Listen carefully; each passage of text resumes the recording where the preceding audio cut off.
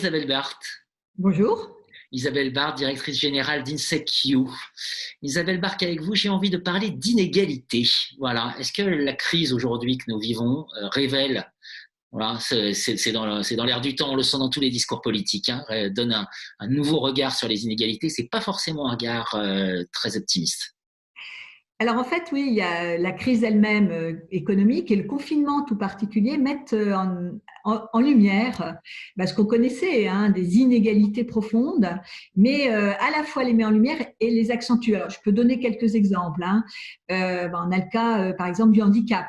Avec la problématique de personnes en confinement et qui sont hautement handicapées. On a le cas des personnes âgées, nos très grands seniors dans les EHPAD. On a aussi ce confinement très facile pour les personnes qui sont dans leur maison de campagne avec un grand jardin et puis ceux qui sont dans des des petits logements entassés dans les banlieues. On a bien sûr l'inégalité scolaire, hein, avec tous ces enfants qui n'ont pas forcément accès aux outils numériques et peut-être pas les parents qui les aident pour leurs devoirs. On a aussi le racisme, puisque on sait, il y a des contrôles qui sont faits quelquefois de façon pas très élégante pour les attestations, ou tout simplement le racisme par rapport au coronavirus qui est taxé d'Africains en Chine ou de Chinois aux États-Unis. Donc, toutes ces inégalités, ce sont des critères de discrimination, hein, qu'on retrouve dans la loi. Et c'est intéressant de voir que là, on les reçoit en pleine figure avec des effets zoom qui sont très interpellants. Est-ce qu'elles ont les mêmes raisons, ces inégalités? Est-ce qu'elles ont des ressorts communs? Alors, il y en a qui sont accentués par le confinement. Je pense par exemple à la question de la double vie des femmes. Pour celles qui sont en télétravail, qui se retrouvent à la maison, qui n'ont plus personne pour les aider pour des enfants, qui doivent en plus assurer la tâche, les activités scolaires. J'ai fait une petite étude. Visiblement, la répartition est pas tellement plus égale. Et je rappelle qu'en temps normal, les femmes font 72% des tâches ménagères. Et là, c'est plus de la conciliation vie privée, vie professionnelle, c'est vraiment de la percussion. Et elles se retrouvent avec une charge mentale qui est encore plus exacerbée et qui leur rend beaucoup plus difficile la vie de tous les jours. Ça, c'est le confinement. Et puis après, on a les effets dominos de la dépression économique qu'on vit, où plein de petits jobs sont en train de disparaître. On peut penser aux jobs de l'intérim, les petits boulots, et là, qui sont en effet mettent en difficulté pour plus tard, parce que pour le moment, il y a quelques mesures de sauvetage, et puis il y a peut-être des réserves financières dans les familles, mais qui mettent en difficulté, qui vont creuser les inégalités pour la sortie de crise. On peut espérer une prise de conscience? Alors, la prise de conscience, c'est ce que je disais, il y a un effet paradoxal. Elle existe puisqu'on en parle, et je crois qu'on en parle beaucoup, ce qui est très bien. Mais alors, on peut se poser deux questions avec deux scénarios possibles.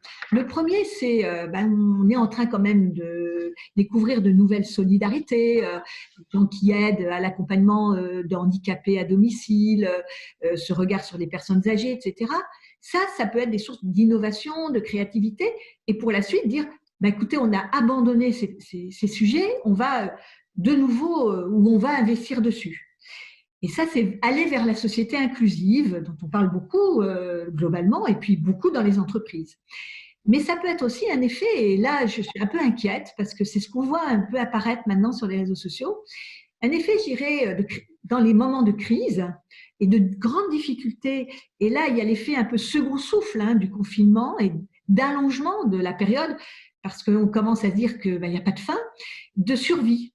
Et les réflexes de survie, c'est des réflexes souvent de crispation communautaire, de crispation catégorielle et de recherche de coupables. Et quand je lis là récemment, ce matin encore, qu'il y en a marre des vieux et qu'il faut parler des jeunes, qu'est-ce que c'est que ça? C'est pas de l'intergénérationnel.